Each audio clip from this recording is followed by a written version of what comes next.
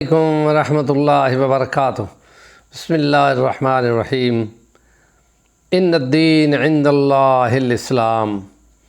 وقال اللہ تعالی ومن یبتغ غیر الاسلام دینا فلن يقبل منه، وقال اللہ تعالی وما لکم لا تقاتلون فی سبیل اللہ والمستضعفین من الرجال والنساء والولدان الذین یقولون ربنا اخرجنا من هذه القرية الظالم أهلها واجعل لنا من لدنك وليا واجعل لنا من لدنك نصيرا رب اشرح لي صدري ويسر لي أمري واحلل عقدة من لساني يفقهوا قولي۔ دین اللہ کے یہاں صرف اسلام ہے، اور اسلام کے سوا جو کوئی بھی اختیار کرے گا اللہ کے یہاں پہ ہرگز قبول نہیں کیا جائے گا۔ اور تمہیں اے مسلمانوں، تم کو کیا ہو گیا ہے کہ جب دشمن کمزور پہلوؤں پہ عورتیں، بچے، بوڑھے، مذہبی پیشوا، ان پہ وہ ظلم ڈھا رہا ہو، اور تم زمین سے چمٹ کے رہ رہے ہو اور اللہ کے لیے نہ ہجرت کرتے ہو نہ جنگ کرتے ہو، تو تم یہ کیا کر رہے ہو؟ کیوں نہیں تم اللہ کے لیے جہاد کرتے اور ان مظلوموں کی آوازوں پہ لبیک کہتے ہوئے نکلتے، اور کیوں زمین پہ بوجھ بن کر چمٹے ہوئے ہو اور خواہشات کے پیچھے لگ گئے ہو؟ نبی کریم نے فرمایا کہ قرب قیامت میں یہ ہوگا کہ وہ تمام دنیا کی جو قوتیں ہیں الکفر ملت واحدہ بن کر مسلمانوں کو ماریں گی۔ تو صحابہ جو تھوڑی تعداد میں اپنے سے 10 گنا بڑی فوجوں کا منہ موڑ دیتے تھے، ان کو حیرت ہو گئی، اور وہ حیران ہو کے پوچھتے ہیں کہ کیوں یا رسول اللہ، تعداد کم ہوگی؟ فرمایا تعداد تو اتنی ہوگی جیسے سمندر کی جھاگ سے بھی زیادہ ہوگی، تو پھر کیوں وہ شکست کھائیں گے؟ حضور فرمایا ان کو وہن لگ جائے گا۔ وہن کہتے ہیں حب الدنیا و کراہیت الآخرہ، دنیا کی محبت چمٹ جائے گی، اور آخرت جو کہ اصل سرمایہ ہے ایمان والوں کا، اللہ کی رضا اور جنت، اور دنیا کے امتحانوں میں مشقتوں میں پڑنا، کہ مومن ایسے ہوتا ہے مومن و جنت الکافر۔ تو دنیا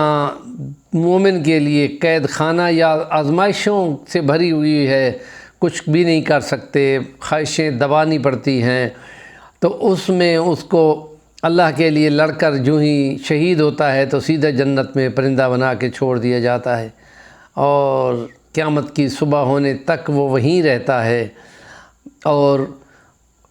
کافروں اور ایمان والوں کا موازنہ کیا جائے تو اس پاک بھارت جنگ میں 1-2 دن کی جو لڑائی ہوئی ہے، اس میں دشمنوں نے، اللہ کے دشمنوں نے، دین کے دشمنوں نے، سلامتی کے دشمنوں نے، دہشت گردوں نے سب سے پرامن ایریاز کو ہٹ کیا ہے، اور ان میں زیادہ تر مساجد اور مدارس ہیں، اور ان کے یہاں پہ شیطان نے ان کو یہ پٹی پڑھا رکھی ہے کہ یہ امن کا درس دینے والے مراکز اسلام جو ہے وہاں پہ دہشت پھیلتی ہے، لہٰذا انہوں نے رات کے باقاعدہ میزائل کے حملوں میں انہی مدارس کو نشانہ بنایا ہے، اور وہاں درس دینے والوں کے بال بچے بہاولپور میں مارے گئے ہیں، کشمیر کے کچھ علاقوں میں بھی مساجد کو ہٹ کیا گیا ہے، اور بے گناہ عورتیں اور بچے گولیوں کا نشانہ بن کے شہید ہوئے ہیں۔ یہ ہے وہ اصل دہشت گردی، جس کو چھپانے کے لیے وہ الٹا الزام اسلام پہ لگاتے ہیں، اور مسلمان کبھی بھی غیر حربی مقامات اور مراکز پہ حملہ نہیں کرتا، ان کو نہ پیغمبر نے اجازت ہی نہیں دی ہے۔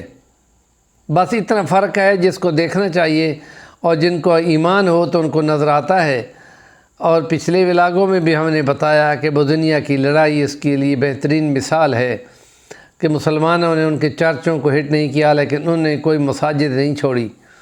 یہ ہے اصل دہشت گردی کا رنگ اور پہلو، جو دنیا کو جان بوجھ کے نہیں دکھایا جاتا، اور الٹا الزام مسلمانوں پر،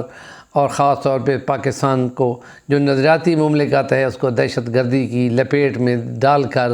مارنے کی کوشش کی جاتی ہے، اور جو وہن زدہ سیاسی اور کچھ اور سیکٹر کے لوگ وہ اس سلسلے میں ان کے غلامی پہ لگے ہوئے ہیں، اور ان کو جواب نہیں دے سکتے۔ اصولاً تو ان کو اس بات کا بہت زیادہ اچھا جواب دینا چاہیے تھا۔ ہمارے چینل کا نام صفی الوانی، ضرور سبسکرائب کریں اور کام کی بات کا کمنٹ دیں۔